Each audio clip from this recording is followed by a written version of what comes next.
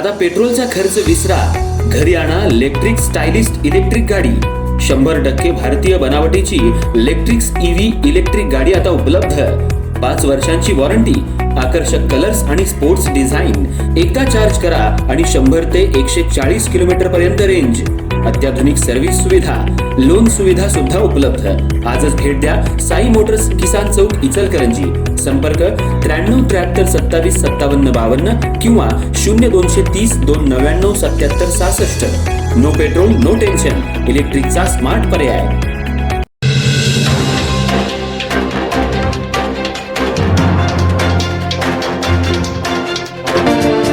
कुठेतरी जाणवते काय. परवा आवडी एका भाजपच्या कार्यक्रमात तुमच्या वाढदिवसाच्या बैठकीला आले होते आणि त्याची बोलून गेली की हावडे हळवणकर गट नाही आहे, भाजप म्हणून काम करा. हे माध्यमांनी आणि सोशल मीडियातनं जो अपप्रचार केला जातो आहे, आवाडींनी योग्य भूमिका मांडली की आपण हा वाढदिवस सगळ्या कार्यकर्त्यांना एकत्रित घेऊन करू, पण या नावाखाली कुठलाही गट करू नये. भाजपमध्ये गटबाजी नाही, भाजप शिस्तबद्ध पक्ष आहे आणि तीच भूमिका योग्य आहे. भारतीय जनता पार्टीमध्ये आवाडे हळवणकर असा कोणताही गट नाही आहे. हा पक्ष शिस्तबद्ध आहे, एकसंघ आहे. त्याचा फायदा महापालिकेला झाला आणि अन्य पुढच्या राजकारणामध्ये नक्कीच त्याचा फायदा होईल. कार्यकर्त्यांना काय सांगाल की सोशल मीडियावर युद्ध सुरू झालंय आवडे हळवणकर गटाला किंवा भाजपच्या कार्यकर्त्यांना?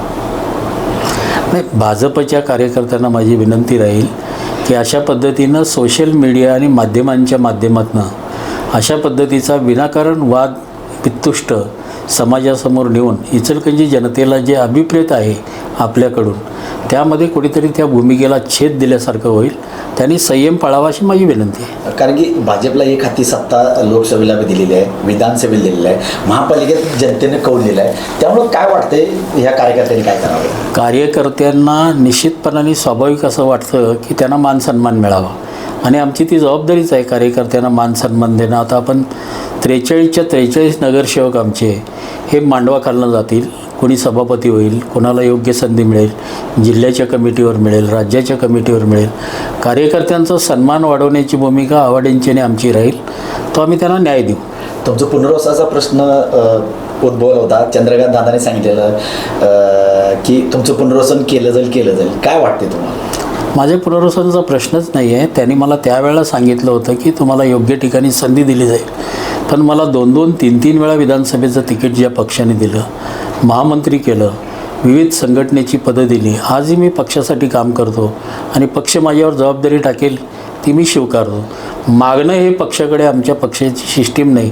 योग्य वेळी तीही संधी पक्ष देईल. इचलकरंजीचं पाण्याचं राजकारण पुन्हा उद्भवलेलं आहे. विरोधक कायम म्हणजे 2 माजी आमदारांवर आणि आता आमदारांवर टीका केली जाते. काय सांगा? एक तर पिण्याच्या पाण्यासाठी वेगवेगळ्या योजना केंद्र सरकार, राज्य सरकारने मंजुरी दिली, निधी दिला, पण त्या ठिकाणच्या स्थानिक राजकारणामधनं इचलकरंजीला पाणी देण्यासाठी विरोध झाला आणि म्हणून महाराष्ट्राच्या मुख्यमंत्र्यांनी पंचगंगा नदीचं प्रदूषणमुक्त करण्यासाठी 600 कोटी, पंचगंगेची पाईपलाईन दुरुस्त करण्यासाठी निधी, कृष्णेची पाईपलाईन दुरुस्त करण्यासाठी निधी, कट्टीमोळ डोहातनं पाणी आणण्यासाठी निधी, 6 पाण्याच्या टाक्या, एवढा प्रचंड निधी इचलकरंजीला या पाण्यासाठी दिलेला आहे. नजीकच्या काळामध्ये पिण्याच्या पाण्याचा प्रश्न आहे ते जलस्रोत व्यवस्थित करून हा मिटवला जाईल आणि इचलकरंजीला रोज पाणी मिळेल अशी व्यवस्था केली जाईल.